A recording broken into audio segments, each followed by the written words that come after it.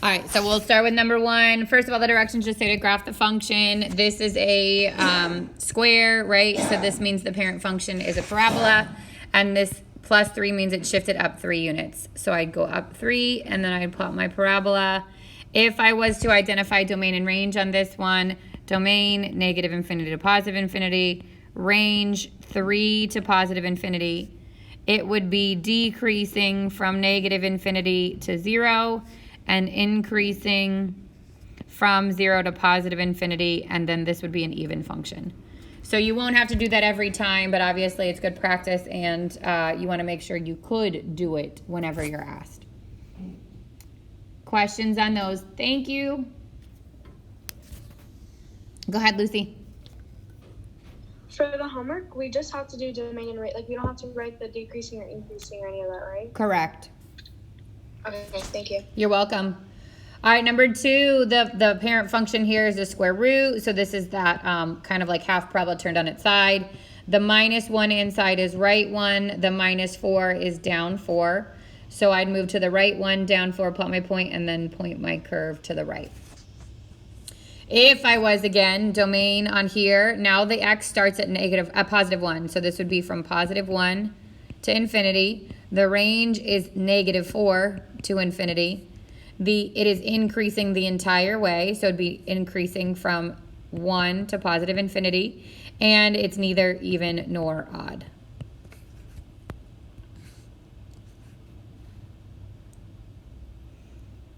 Number 3 is absolute value, so this is a v. The plus 2 inside the absolute value is left 2. The minus 3 is down 3. So I go left 2, down 3, I put my point, and I point a V straight up and down. Or not straight up, up. Domain, negative infinity to positive infinity. Range, negative 3 to positive infinity.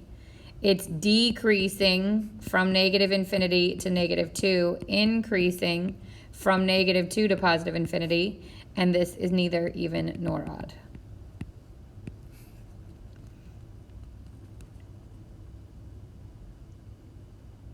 Questions on that one?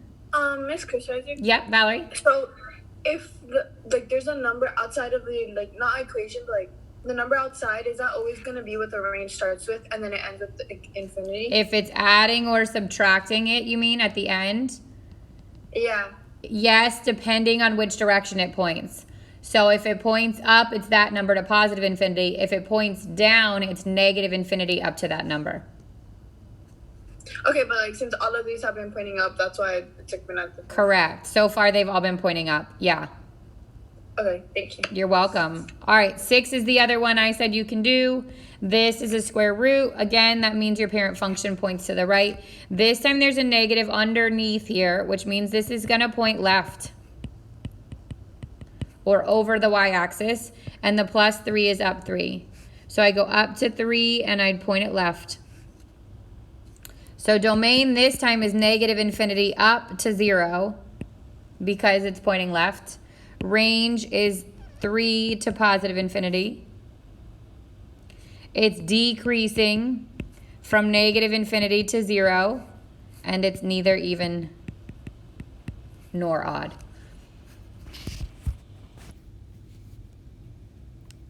Go ahead, Lucy. Wait, sorry about what she said. So if it's if at the end it's a plus, then it's a negative infinity to a number, and then. No, if there's a negative on the front, it's negative. So if it said this, let's go back to this one, right? Let's say this was f of x equals negative absolute value of 2x plus 2 minus 3, right? This would be a shift to the left, 2 down 3, but it's going to be upside down instead of up. So this domain is still negative infinity to positive infinity, but the range goes negative infinity up to negative 3. Okay, thank you. You're welcome. This would be increasing negative infinity to negative 2, decreasing negative 2 to positive infinity, and again, this would be a neither. So if it points down, you start with negative infinity and you go to positive, or go to the whatever the y shift is, if we're talking range. If it points up, you start at the number and you go to positive infinity. All right, any other questions before we get into those non-grid transformations? So the biggest thing I will tell you is just be so careful when you're going to graph these. Sometimes you'll get one that has like a bunch of different transformations and you'll write out all the correct transformations and then you graph the wrong function. Like if it's a square root or an absolute value or something and you graph a parabola. So just be really careful. Like it stinks to get that kind of question wrong just because of something silly like that. Be really, really careful identifying your parent function. All right, so yesterday we went through the common graphs, right? Our constant graph, our identity. We went through absolute value, square root, square or quadratic, and cubic. We went through cube root. We went through reciprocal function. We talked about the vertical shift being after the function. If you add, it goes up. If you subtract, it goes down. We talked about the horizontal shift happening inside the function. If you add, you go left. If it's you subtract, you go right. And then we talked about the reflection. If the negative is on the front of the function, it flips it across the x-axis or upside down. And if the negative is inside the function, it flips it across the y-axis. So for a square root, it points it left, okay? For absolute value or parabola or anything else, it changes the direction of your horizontal shift. All right, and then we left off here, correct? We did not get to work through these, right? That was this class. Yes? Okay, so if I look at the first one, this is a square root, which means that obviously it's that half of the parabola pointed to the right. The negative in front flips this upside down. The plus one on the inside shifts it to the left one. So I go to the left one and I point my parabola, oops, upside down. So domain here is -1 with a bracket on the -1, -1 to positive infinity. Range is -infinity up to 0. This would be decreasing the entire way, so from -1 to positive infinity, and this is neither even nor odd. So again, you're not going to get asked to do that every single time, but you are going to get asked to do that. So the more comfortable you are, the better. All right, f of x equals the square root of -x plus 3. So this now points it left. And this shifts it up 3. So I shift up 3 and I point my curve left. My domain would be -infinity up to 0. My range, 3 to positive infinity. It's decreasing from -infinity to 0. And it's neither even nor odd.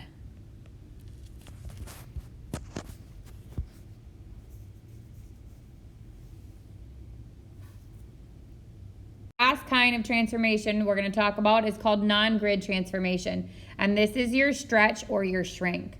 So if there's a number on the front of your function, it has to be attached to your function. So not being added or subtracted from it, but actually attached to your function, okay? And it is greater than 1. Then there's a vertical stretch. So if you could picture like taking string, tying it to the ends of the arrows and pulling it vertically, what happens to most of our functions is they get narrow. So a square root is going to get tall. So I'm going to put that next to it because square root gets tall. But everything else gets more narrow. So the x squared, the parabola is going to get more narrow. The absolute value of x, the v is going to get more narrow. But something like a square root is going to get tall. Because again, it's like taking a string, tying it to where the arrow is and pulling it vertically, pulling it up or pulling it down. If the number is in between 0 and 1, so we're talking a fraction, not an improper fraction, but a fraction in between 0 and 1, then there's a vertical shrink. So it's as if the walls are caving, or the ceiling and the floor are caving in this shape. For most of it, it means they're wide. So my parabola is going to get wider. My v is going to get wider. My square root is going to be flattened out.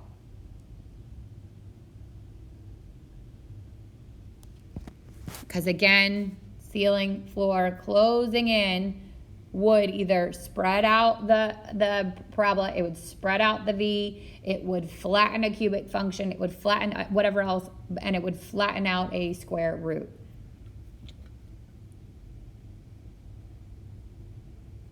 So on the front, vertical, stretch, or shrink.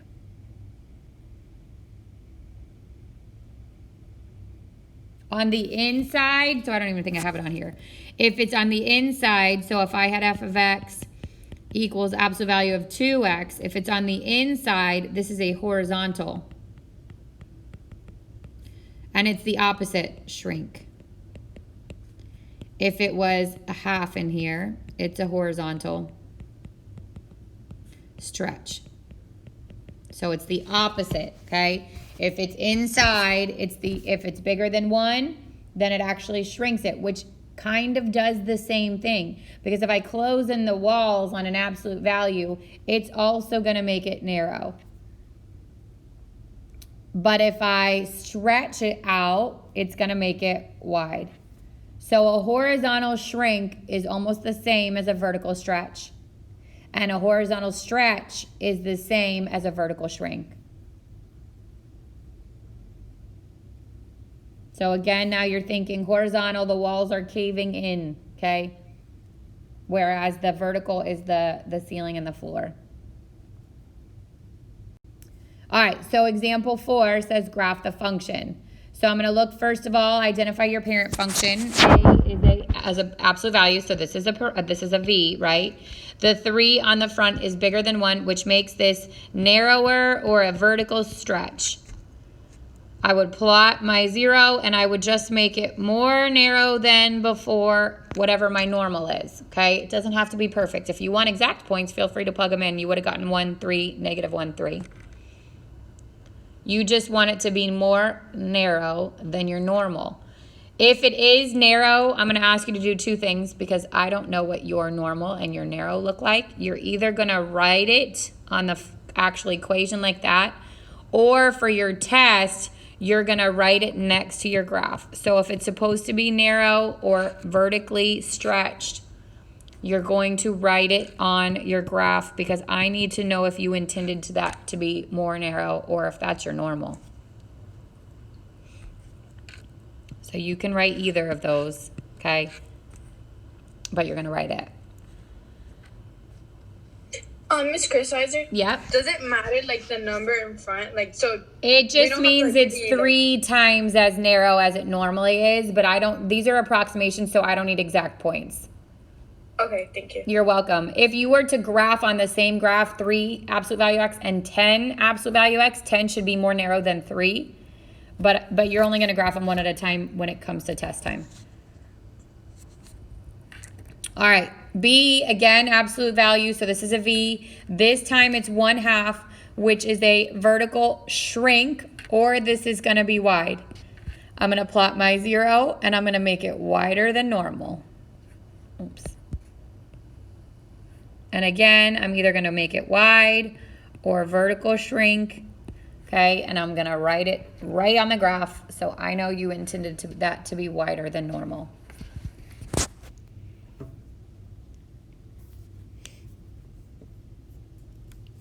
Wait, so does it go wider because it's a fraction? Because it's outside of it, like the number 3. So if it's a fraction, that's when it goes wider? If it's a fraction between 0 and 1. So be careful because you could get a like improper fraction. If it was 3 over 2, it makes it narrow because it's bigger than 1.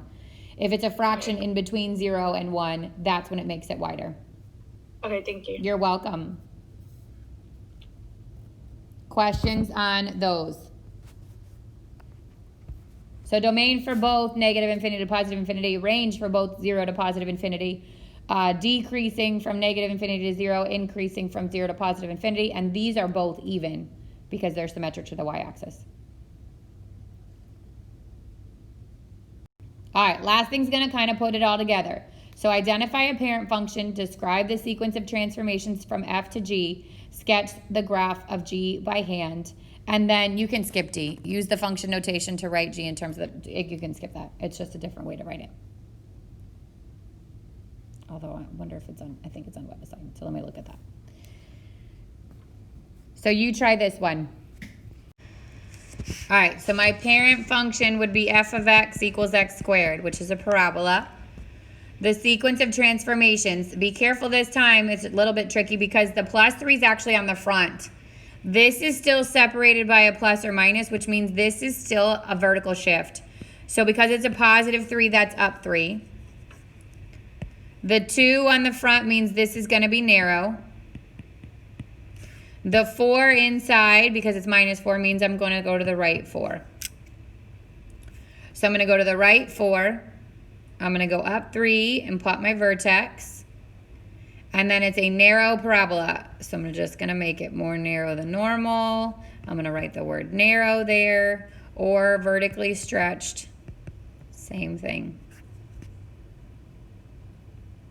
If I did domain, negative infinity to positive infinity, range 3, with a bracket, 3 to positive infinity, decreasing from negative infinity up to 4, increasing from 4 to positive infinity, and neither even nor odd.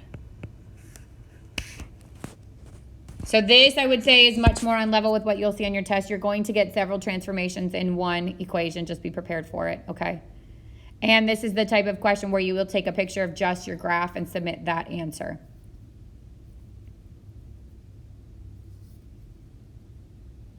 Questions on that one? So the only other thing I checked, and D, I forgot one, this is a PDF, not web assignment, but D is not on your PDF, so you're fine. The other thing that is on your homework, however, and it would be on your test, is the reverse. So if I gave you, let me actually do this with a grid so it's accurate.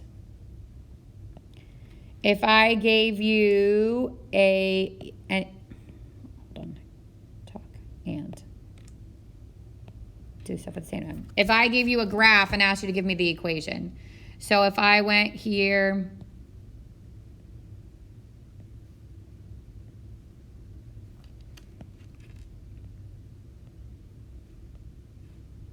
like this, and I said that this was g of x, and I said that this was h of x, and I asked you to give me the equations of these. First of all, they won't be any non-grid, so it's not going to be narrow or wide, okay? And the directions actually on their test say that. Hint, there is no non-grid transformations, okay? But if I go to the g, okay, this is obviously a parabola, so it's an x squared function. This is to the right 2. This is up 5, okay? And the squared is positive because it points up. So my equation would be x minus 2, because it's up to the right 2, squared, plus 5, because it's up 5. For h of x, this is upside down, so it's going to be a negative absolute value of x. It is left 5, and it is up 2. So h of x would be negative absolute value of x plus 5, because we shifted to the left 5, plus 2. So you will get questions in which you're given the graph and you have to get given the equation. Again, they would be non-grid, so you don't have to figure out like if there's a number on the front. But if this was a standardized test, you might see something like that. Like maybe it looks like it's more narrow and one of the options in your equations is got a 2 on the front. Then you'd know to pick that one. Questions on 1-4, because that wraps up 1-4. On the homework, there's one, like, there's some that, like, have, like fractions completely, like, on the bottom. You know what I mean? Like, how would we do that? That's your reciprocal function. So remember, the parent function for your reciprocal function is this. Top right, bottom left. So if there's a shift up, it's going to be after, like that. So I would take everything and just shift. So my asymptote is here. I'd shift it up 2 places. 1, 2. And then my graph would be here and here. If it's in the denominator, it's a shift right or left. So it would take your normal parent function that's in the top right, bottom left, and it would shift your vertical asymptote. This is left 2. So I'd go left 2. This would shift. I'd still have an asymptote here, so it would go like here and here. So you're shifting the, you're welcome, the reciprocal function, which is top right, bottom left. So you're that one you're talking about, number 19, right, Lucy? I don't remember which one Okay, it was. I yeah, just remember it's seeing it's it. got the reciprocal function. Remember that you can check, it even says it, like you can check it using a graphing utility, but you won't have the time to check them all on your test, so I prefer that you don't. But if you get stuck on something, obviously homework-wise, you can do that. And then also remember that the odds are on CalcChat. So if you go to CalcChat, this would be 1-4, and you can look up the odd questions to make sure you know what you're on. You're on the right track. All right, questions. Again, before we move on. If the negative were inside of the absolute value, does that mean it would it's a reflection? So if it's by itself, like that, it actually has no change, because if I took a V and I flipped it left to right, it's still a V. But if it has a horizontal shift with it, then it changes the impact of this plus. That plus normally means move to the left, right? But this changes that, and now I move to the right. Okay, thank you. You're welcome. All right, we are going to get a head start on 1-5. Again, we're not going to do all of it, but I just want to get a head start because tomorrow is half day, so I want to be able to do finish it all before we leave on tomorrow. Leave tomorrow, okay? 1-5 is combining of functions. So this is where we're going to add two functions, subtract two functions, multiply functions, divide functions, and then create something called a composite function, which is plugging one function into the other. So these are all the things you can do with two functions. You can add two functions. So if I had f plus g of x, it's the same thing as saying take f of x and add g of x to it.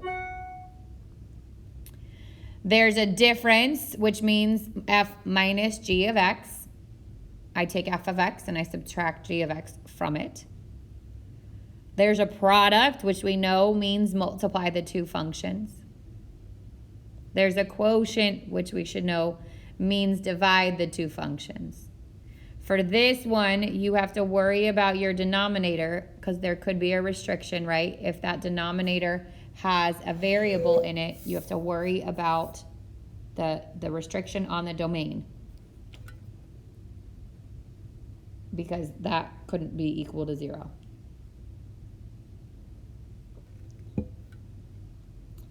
And then the last thing is called a combined function. It's also called a composite function.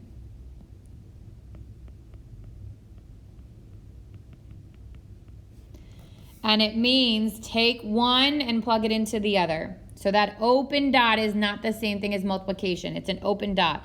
Somebody asked me one year, like, I don't know, we were on day 3 of these. And they're like, what's fog mean again? Okay. F-O-G is not fog. It means take the G, plug it into the F. So you go from right to left.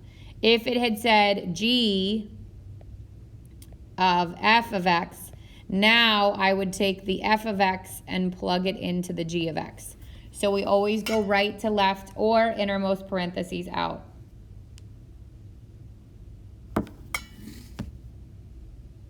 All right, so we start with graphs. This says use the graph of f and g to graph h of x, which is f plus g of x. So what we want to do is we want to figure out what f of x is, and we want to add it to g of x for all of the points that are plotted. So we want to do this for the ones that we have like actual solid points on our graph. So if I were to ask you what f of 0 would be, I'd go to where x is 0, and you'd tell me that it's this point here in which the y is 2. If I asked you what g of 0 is, you would go to this point here, and you'd tell me it's -1.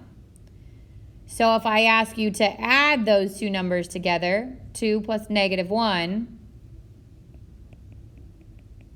is 1. That would be the sum of those two. Then I go to where x is 1. The f at 1 is 3. The g at 1 is 0. Take 3, add 0 to it, and I get 3.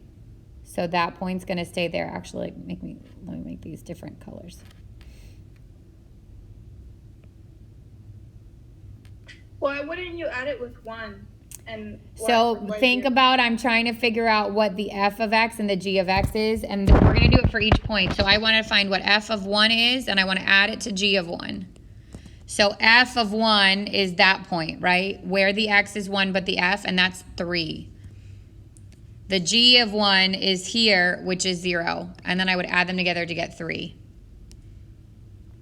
Oh, so you only take like the y values? Correct. And then add them together. So then go to where x is 2 here, right? And the f of x is here, which is 1. The g of x is here, which looks like maybe it's a half. So 1 plus a half would be 1.5. That point is here. So that's going to be my next point. And the last one I'm given is 3. Actually, let me... Holy moly, sorry. 3. And the y is here, which is 2. The y is here, which is 0. 2 plus 0 would be 2. That's my last point. And then I'm just going to connect all those points. So let me do this in a different color. I'm going to go from 0, 1, to 1, 3, to 2, 1.5, to 3, 2. And that would be the sum of these two graphs. If it had asked you to subtract, then once you got your y's, you would subtract. If it asked you to multiply, then once you got your y's, you'd multiply. Honestly, I think this is probably one of the most confusing parts of the section. So if you're like, holy moly, it's okay. It's not all going to be this bad, okay? But for some people, the graphing is so abstract, it's hard. Just go x value by x value that you have points on, like solid points that you can read. Figure out what the y values are that match them and add them together. Go to the next one. Figure out what the y values are, add them together. Are you supposed to add all of them up at the end? The individual pairs you want to add up. So where x is 0, I got 2 and -1. I add those together and I got 1. Then I go to the next x, which is 0, right? Or which is 1. I got 3 up here and 0 down here. I added those together and I got 3, which was the next point. Go to where x is 2 now. X is 2 here. The f was 1, the g was 1/2. I added those together and I got 1.5. So that's the point that I plot. Then I go to 3. The f is 2, the g is 0. I add those together and I got 2, which is why that's the last point.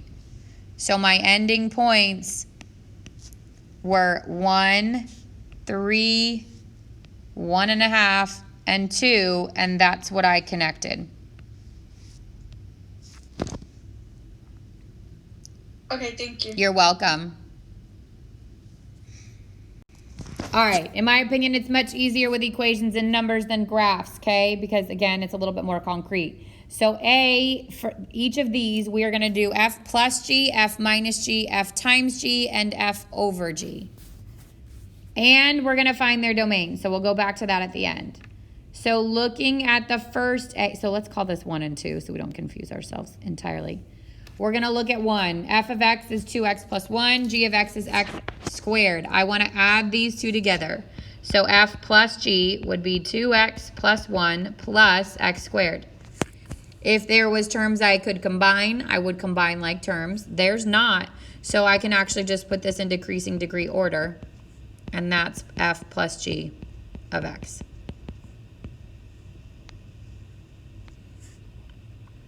That's A. B is f minus g. So I'm going to do f, which is 2x plus 1, minus g, which is x squared. Again, if I could combine like terms, I would. There's nothing to combine. So I'm just going to put it in decreasing degree order. And there's f minus g. Then I go C, which is f times g.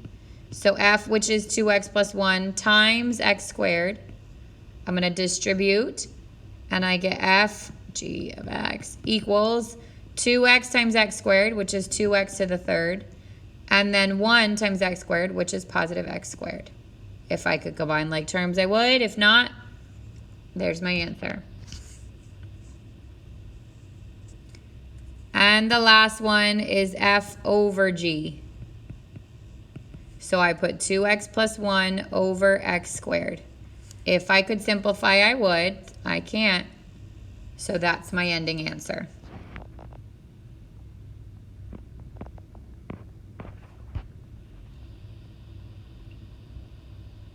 With me so far? All right, so let's go back and do the domains. Remember, domain is all real numbers unless there's a variable in the square root or in the denominator or both. Neither of those two are happening for A, so the domain here would be all real numbers or negative infinity to positive infinity. None of that. Can you go back to what the quotient was? Sure.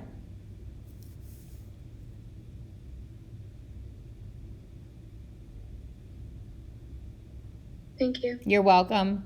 Domain for B is also all real numbers because there's no variable in the denominator and there's no variable under a square root.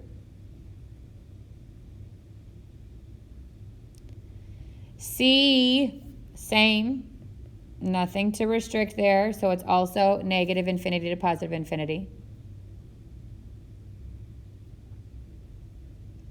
Now D has a variable in the denominator. So I have to say x squared cannot equal 0 and x cannot equal 0. So my domain goes from negative infinity to 0, union 0 to positive infinity.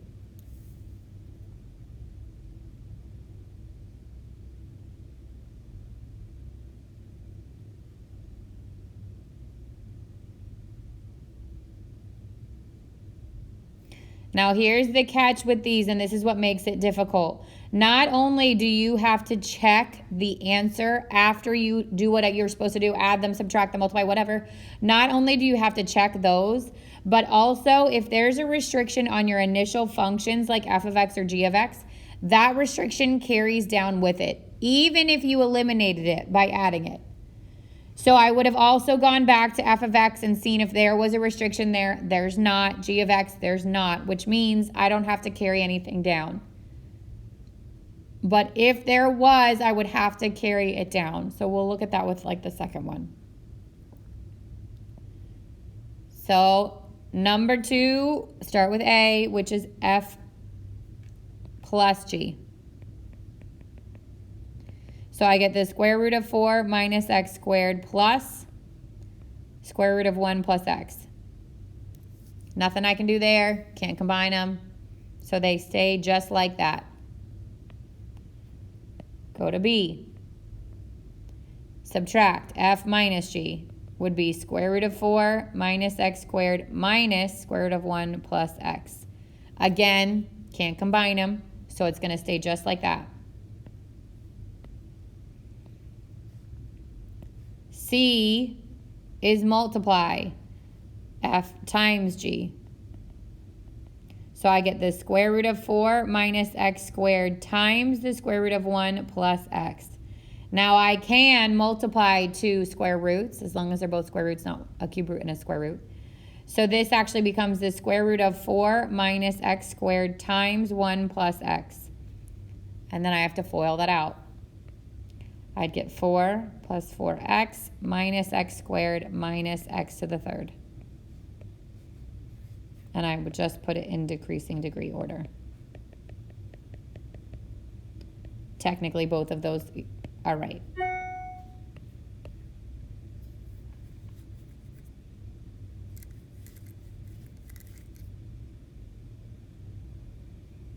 And the last one is your d of f over g, which is the square root of 4 minus x squared over the square root of 1 plus x. Now, technically, you have to rationalize that. I'm not going to make you do it right now, Okay, I won't make you do that on the test. But technically, you can't leave a square root in the denominator. You'd have to rationalize it by multiplying both the top and the bottom by the square root of 1 minus x. But I'm not going to make you do that. All right, now let's go back and talk about domains. So this is the answer to this one. Oh, I have to pause the music.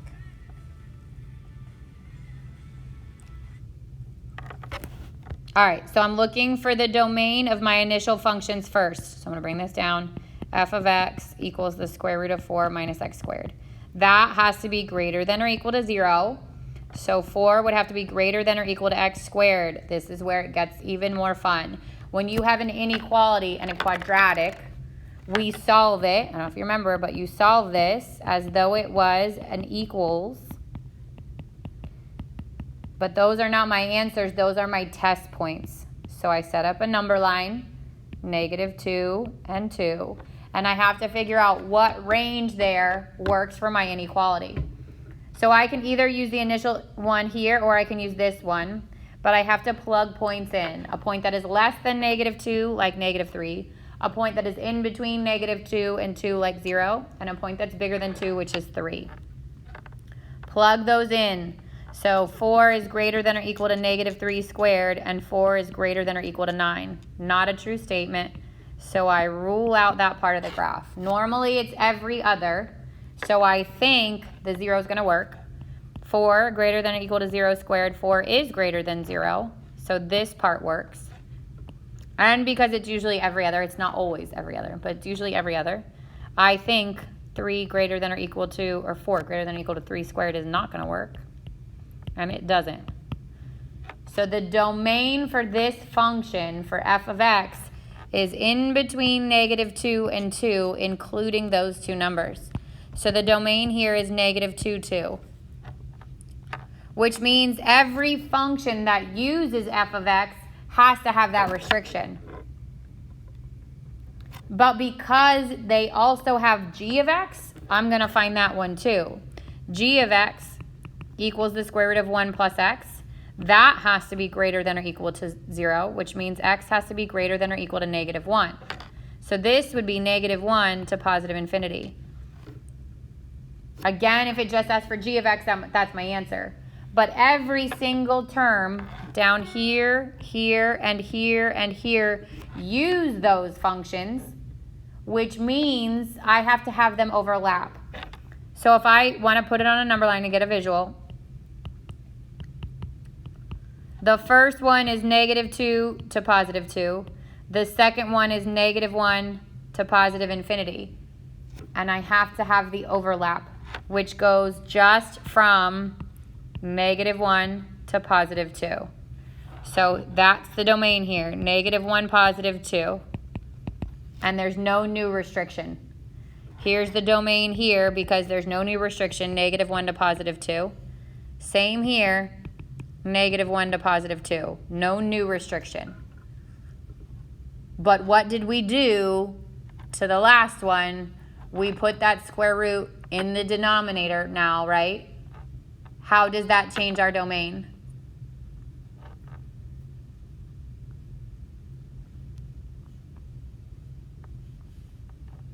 I feel like this would normally earn like gold stars or candy because this is a tricky question.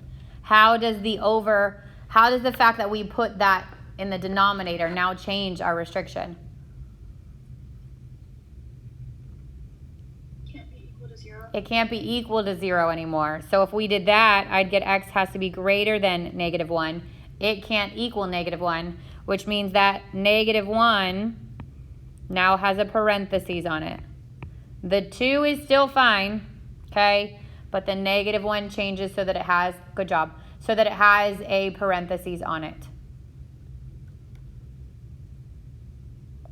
That's only if there's like a square root at the bottom.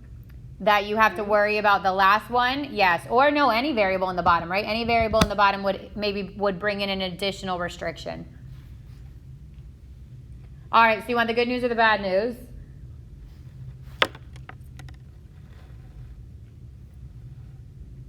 Both. Both. Which one do you want first?